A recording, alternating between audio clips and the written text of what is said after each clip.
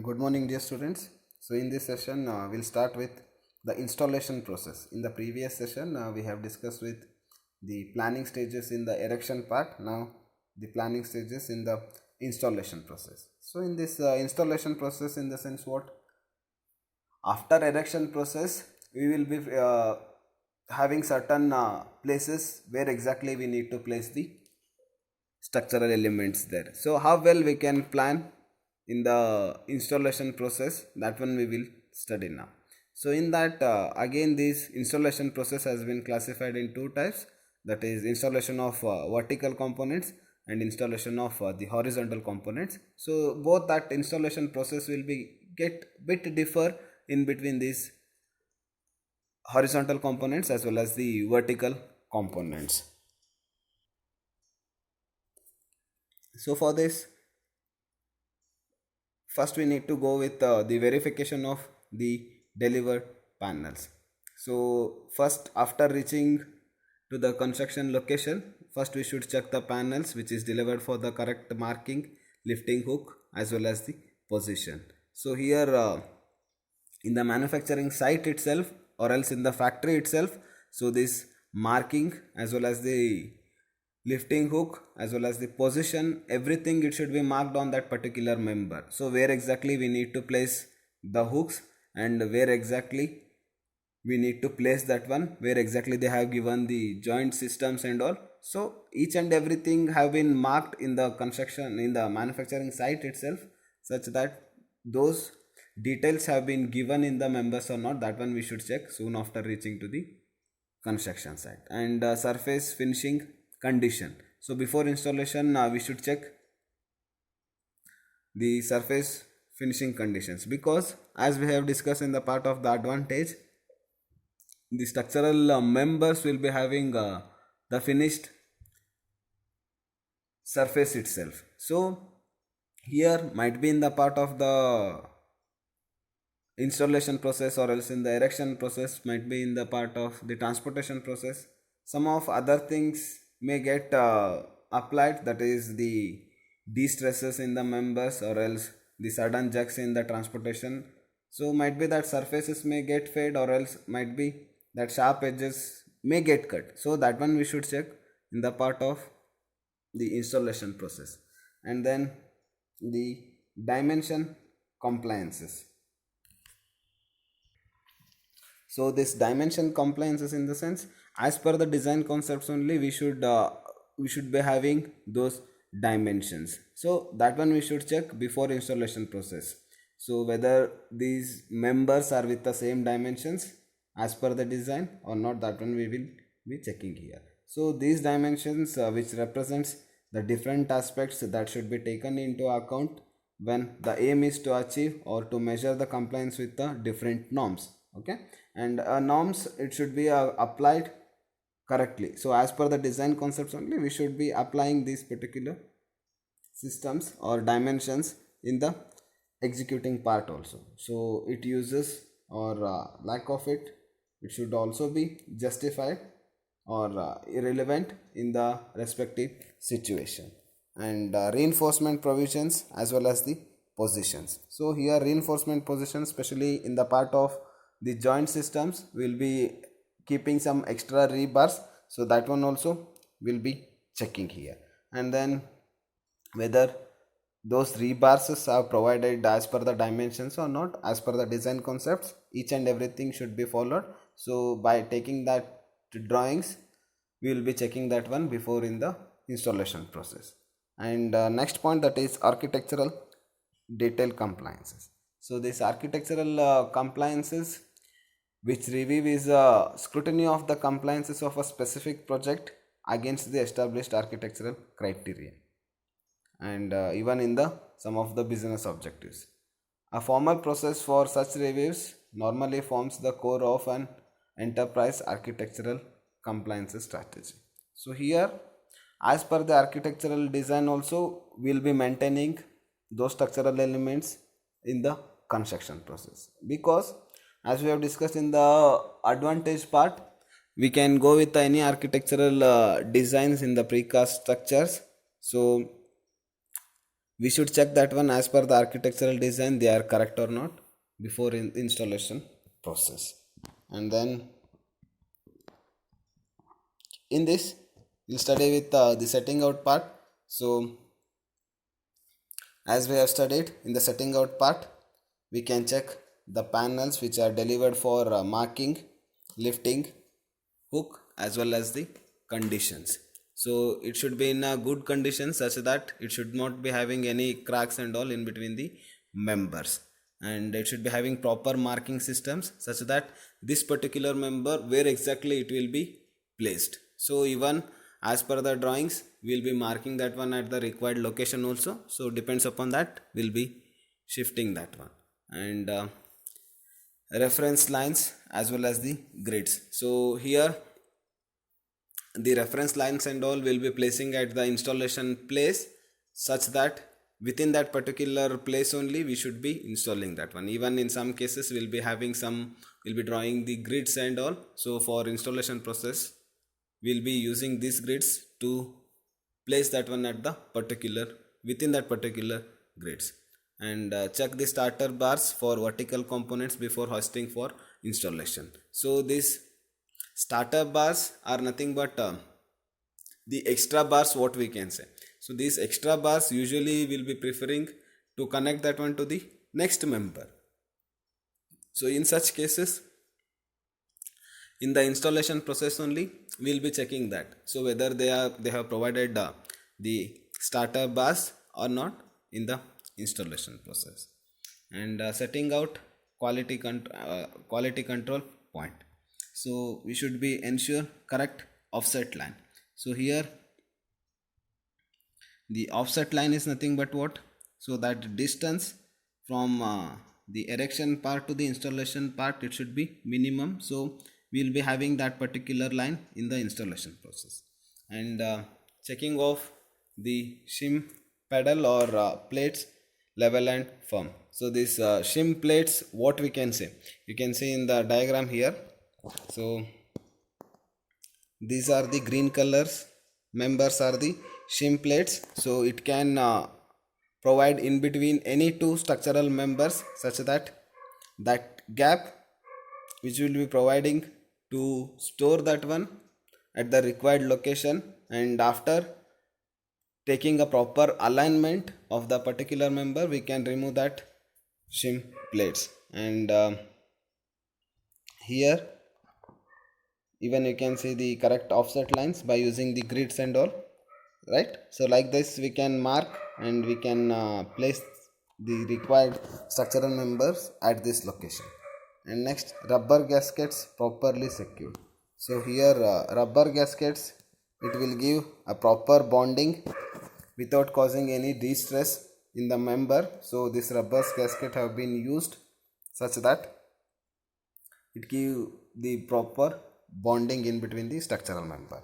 And then for external wall this or column we need to place the backer rod. So here you can see this. So in this particular diagram, especially at the external wall, certain gap will be taking place in between the ground level to the that wall beneath level. So that gap it can be filled by this backer rods, right? So we need to place this and we need to seal that one, seal the gap between the ground level or else the flooring to the bottom portion of the wall. Okay, and this is before the gap and after placing the baker rod. So how exactly it can looks like. So it's just like what the whatever the gaps will get generated, we should place that one in between the gaps, that is the baker rod. And next one is the hoisting, rigging as well as the installation. Okay, so while tilting we should provide the rubber pad to avoid any chip off. So if you want to tilt that one from one place to the another place, might be it is with a 90 degree or 180 degree. So in such cases we need to provide certain rubber pads such that any obstacles which may get causes some of the cracks or else the damaging of the top surfaces. To avoid that, we need to provide a certain rubber pads to avoid any chip offs, and lift and rig the panels to the designated location. So lifting and pulling that one to the required location, we need to plan in a such that it should not be causes any obstacles in the installation process, and adjust the panels in a position and secure. So we need to plan in a better way such that how exactly we need to lift that one, and we need to place that one at the required position, and lifting of the space, adding items with the balanced center of gravity. So here the whatever the cables we have been provided from the crane to the crane, and by using the cable what we have attached to the structural components, so it should be having a proper counterbalanced members in between the hoisting process. So we need to add the sufficient cables which provides a proper counterbalancing in between the loading system, and ensure horizontal alignment will be correct. So make sure that that alignments of the horizontal alignment, it should be correct by using the plumb bob. Okay, and even the vertical components also we can check. Okay, this horizontal alignment we can check according to the grid levels, as well as that vertical alignment we can check that one to the by the using the plumb, and check panel to panel gap consistency. So here as per the dimensions it will get vary. If the dimension is more than the designed one, so that thing it will comes under in the tolerance part. So if the dimension is little bit more as per the as compared to the designed members or else the planned members, for example a 5 meter of panel will be there, 5 meter by 5 meter. Suppose if it is with 5.001 or 4.990, so if that 10 mm or 5 mm less or more, so might be it may feel difficulties in the placing there. So if the dimensions are with a lesser in its dimensions, then the gap will be more. So here we need to check that gap consistency, and later we need to fill that one by using the grouting materials, and check the stability of prop before releasing hoisting cable. So these props are nothing but the supportive members. So after placing the vertical members, we are giving the certain supporting systems to that. I mean, these are the temporary supporting systems. So after placing that one at the required location, we'll provide these props such that after filling the grouting materials, we can release that. So first we should check that supporting systems stability there. I mean the props stability before releasing the hoisting cable.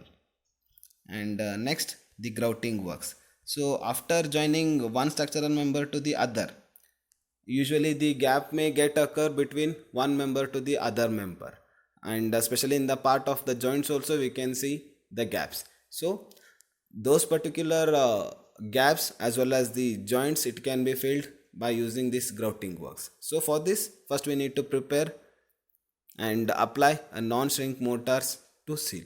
So to seal that particular gaps, we need to apply the non-shrink mortars. So non-shrink mortars in the sense, due to the any temperature variations or climatic variations, that volume of that mortars, it should not get changed. It should be as it is how we have applied. So we need to take that type of the mortars, and we should place that one in between the gaps, and keep installed panels undistributed for 24 hours.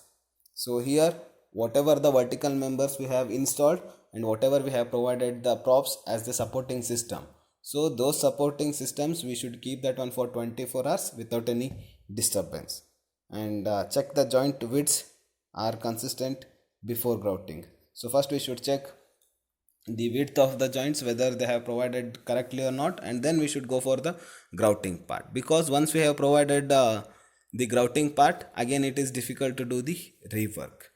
And grout used, it should be same grade of the components and self compacting to prevent the cracking. So here whatever the grouting materials we are using, it should be similar with respect to the all the works in the construction part, and it should be self compacted because that gap it is with a minimum width there, so that gap will be very less there, so you can't use any compacting machines and all to compact there. So that grouting material it should be self compacting such that it should takes place all the gaps and it should be filled up without any voids in between the structures. And for this, again we need to collect the test samples for this mortars for testing for critical elements or load bearing elements. So even this grouting materials also we should check the particular strength, and then we can use that one in the required locations. And moving to the next part, that is the connecting joints. So in this connecting joints, this cast in situ joints installed the rebars as required. So cast in situ in the sense while placing the concrete in the site itself. So in this case we need to install the rebars as required. So here the rebars are nothing but the reinforcement bars. So as per the design concepts how it will be getting useful with respect to the joint part, so like that we can provide those rebars. And setup forms for casting joints. So here in the manufacturing side the joints how it will be taking place, which member will joining to the which member, for example beam to column, and then the beam to slab, column to slab, like that certain joints will be there with one member to the other member. So in the casting process only we should provide those certain joint systems, and then concreting should be done and remove forms after sufficient strength. So after providing certain strength we should remove the forms, might be we can call that one as props. So for external connections sealants shall be used. So sealants are nothing but these are the adhesive members. So especially at the external connections, that is external wall to column and all, so we can use this sealant such that the leakages and all it should not happen by using the external rain waters. And panel with welded connections, welding as required. So this is comes under especially with the steel structures. So here panels have been welded properly as per the welding is required. And then so here you can see the brief out of this installation process of the vertical members. So this is a first diagram. So in this diagram you can see the operation flow here. So first we need to set the reference line, and offset says it is 1 meter. So first we should provide the reference line here. So from this particular line where exactly that member will come, and then we need to provide the leveling pad here. So might be it is with what we can say the shim plates, right? So for this particular panels, and then we need to set the level pad with non-shrink mortar. And for external wall or columns, this compressible form on the outer perimeter of the wall. Okay, and then lifting and installation process. So here in the second diagram you can see the lifting and installation process. So here you can see the three people here.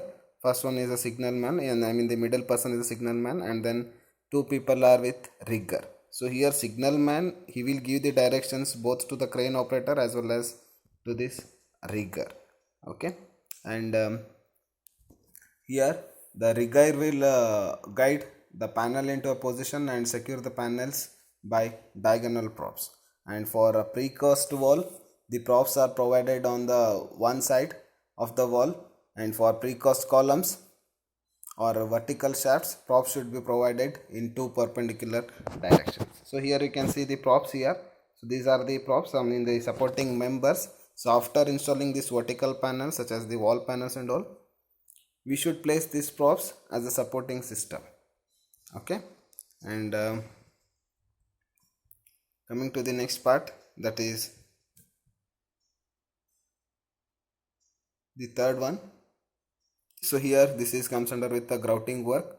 So after placing the supporting systems, we should go with the grouting process by using the non-shrink materials. Okay, I mean the non-shrink mortars.